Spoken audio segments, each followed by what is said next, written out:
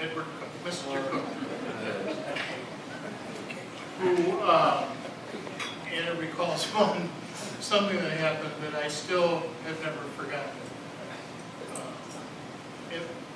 And he, you know, he made Latin interesting for me. I can still say post rosiem, rosii, primique vertigentum. He put poetry into Latin, and that was very impressive. But he would have this habit of saying when we talked in the back of the class, which we did from time to time, he would say, "May I have the floor?"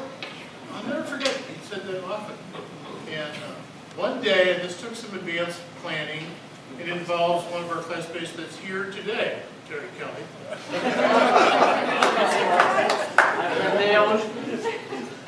Who had secretly brought with him a prop, and what he bent was a square of linoleum tile,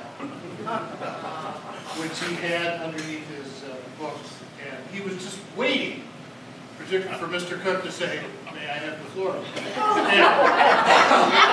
And it came, the moment came, and he stopped and said, "May I have the floor?" And Terry very calmly stood up and handed Mr. Cook the linoleum tile.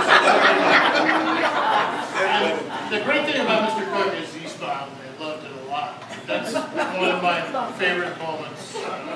It just showed you how creative the class of '63 was. So Julie, if I may, can I pass this wireless thing around? And of course, then my brother, who also went to Priory, he also gave me a Thompson submachine gun that had been made in North Korea. It wouldn't work, so I take it over, and his brother's down there because see if Rob can fix it. Not only did he fix it, but shot in the basement. I walked in with a parka like that. All I remember was one thing that Mr. My dad said was, "Joyce!" so that's pretty much. Every weekend, good work. We were down there, and that was just like, it was an alternate universe to school, but it was just real camaraderie that we all had, which was a good memory.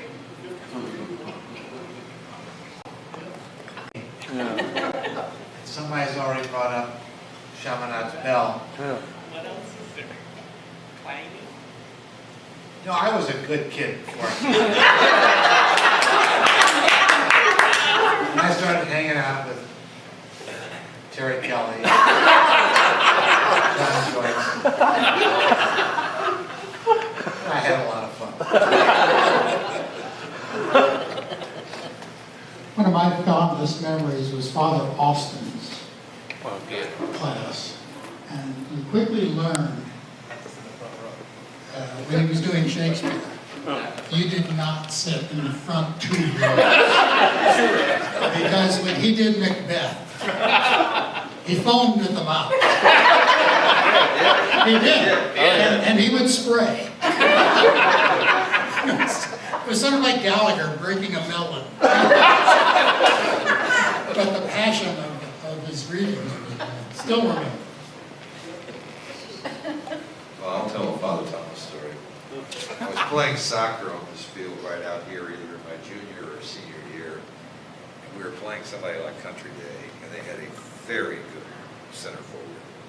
And I was a halfback. And Father Thomas muttered at some point in the game during a break, "This guy's getting away with murder." So I went out, and the next time there was a jump ball, I spiked him in the chest. In the chest, which took some work. I put him out of the game, and I got red carded. I thought, oh, I'm in deep trouble. And I ran over the sideline, and Father Thomas looked straight ahead, didn't do anything, and in a subtle voice he said, "Good play." Does anybody remember? Rich, I got a question. Does anybody remember that? No. Neither do my parents. It was a wonderful experience. I'm glad I finished Prairie, got through with my life intact. But I didn't do anything wrong here, so I don't have anything to talk about.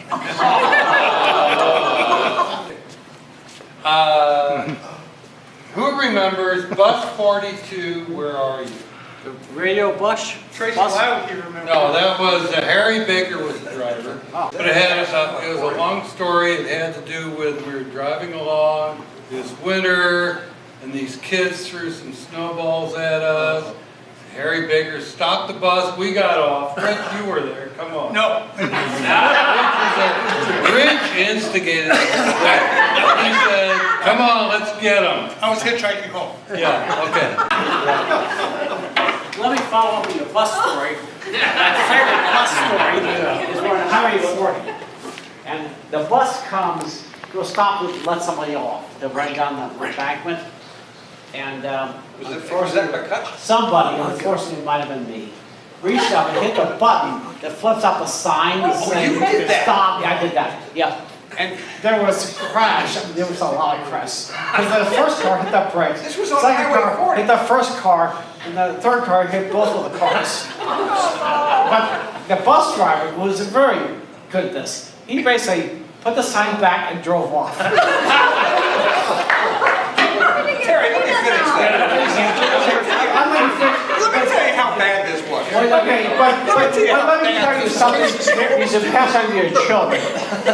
You know, something I learned at primary is when you're tear gassing somebody else's prom, never put it in your pocket and break the ampule. Because what happens is the tear gas, they don't see it, it goes out, you know, in your cuff and it tear gases their prom. But the problem is, when you all run away and get in the car is full of tear gas. And you can't drive. I'm surprised I survived this. We've all given our remembrances of Prairie and what happened. Don't laugh, but there's one man here who has a lot of remembrances of us. I'm afraid.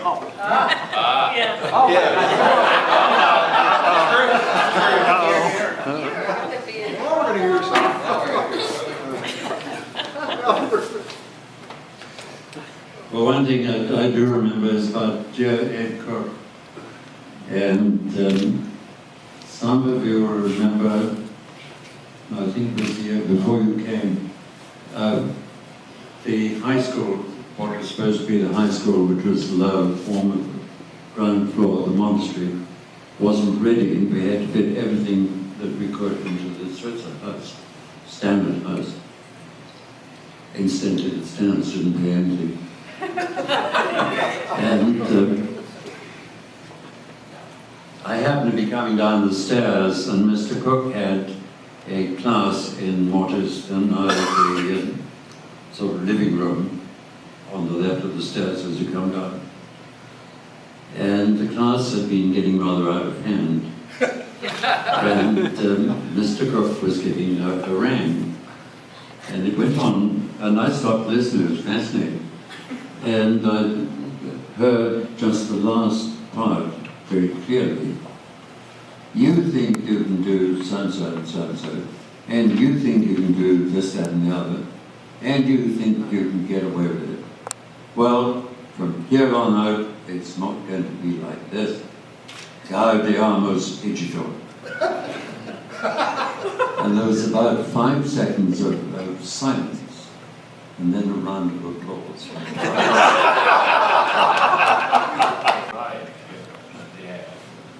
I had had no previous teaching experience, and my first class was with freshmen that year.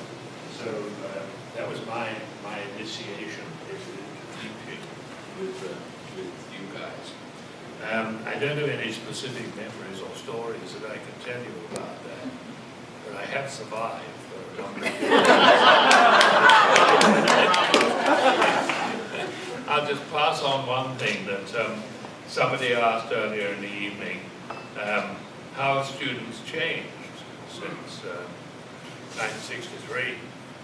And I do remember vividly Father Timothy's response, not quite to the question how they changed over time, but when he was asked what's the difference between teaching English students and American students, and his response was, original sin has much the same effect the whole world